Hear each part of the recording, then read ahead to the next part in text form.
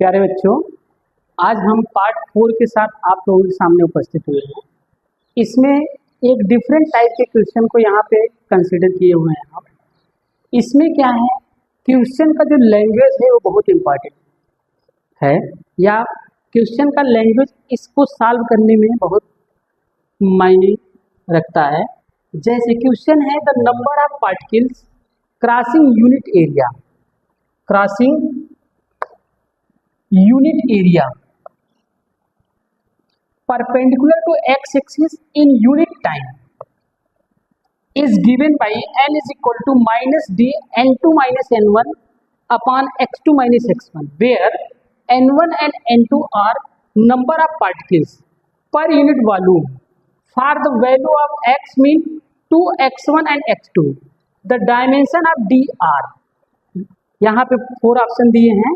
यहाँ पे आपको डायमेंशन डी का कैलकुलेट करना है। तो प्यारे बच्चों, चलिए हम लोग इसके डायमेंशन को कैलकुलेट कैसे करते हैं उसको देखते हैं।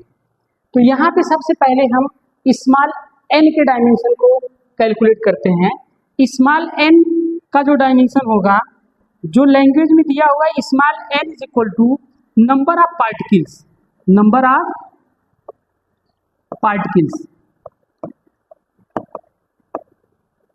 Upon unit area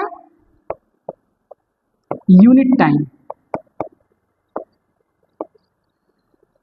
means small n is equivalent to number of particles upon area into time.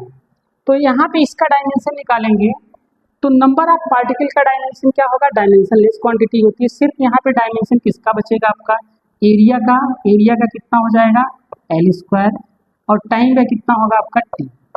तो यहाँ पे स्मॉल एन का जो डायमेंशन हो जाएगा एल के पावर -2 टी के पावर -1। अब यहाँ पे n2 माइनस n1 का डायमेंशन क्या होगा, n2 माइनस n1 का डायमेंशन क्या होगा, नंबर ऑफ पार्टिकल। क्वेश्चन में क्या लिखा हुआ है, number of particle per unit volume, number of particle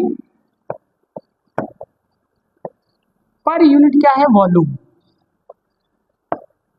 number of particle का आपको पता है डायमेंशन लेस क्वांटिटी होती है। वॉल्यूम का कितना रखेंगे आप, एल क्यूब। इसका डायमेंशन क्या होगा, L to the power -3। Now अब हमको निकालना किसके, डी का डायमेंशन। तो हम इक्वेशन से डी की वैल्यू, यहाँ पे निगेटिव डायमेंशन में निगेटिव साइन का यहाँ पे कोई मीनिंग नहीं रहेगा, आप ध्यान रखिएगा। तो यहाँ से हम डी के वैल्यू को लिखते हैं फार्मूले से, d इज इक्वल टू, यहाँ से देखिए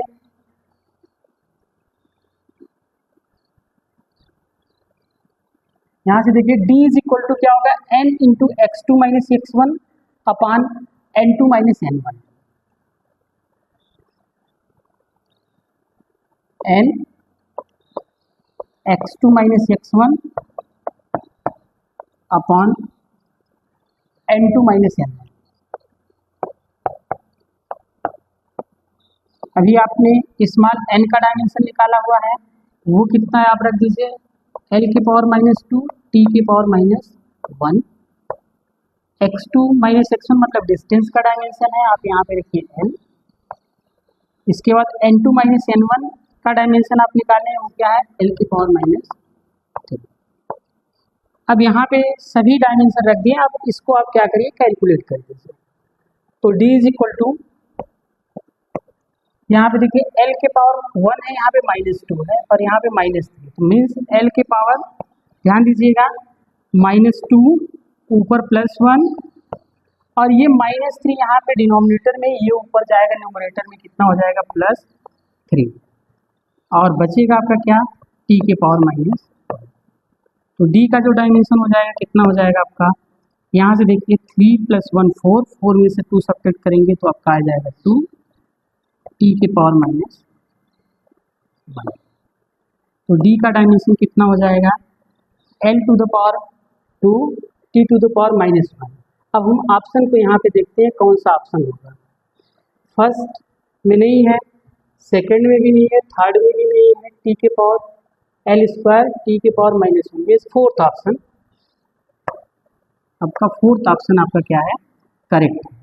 तो यहाँ पे प्यारे बच्चों आप लोगों ने देखा क्या, यहाँ पे जो क्वेश्चन दिया हुआ है वो क्वेश्चन का लैंग्वेज बहुत इम्पॉर्टेंट और मायने रखता है, क्योंकि यहाँ पे जो आप देख रहे हैं अगर आप क्वेश्चन के लैंग्वेज से को अच्छे से नहीं पढ़ेंगे तो इस क्वेश्चन को सॉल्व करने में आपको प्रॉब्लम होगी।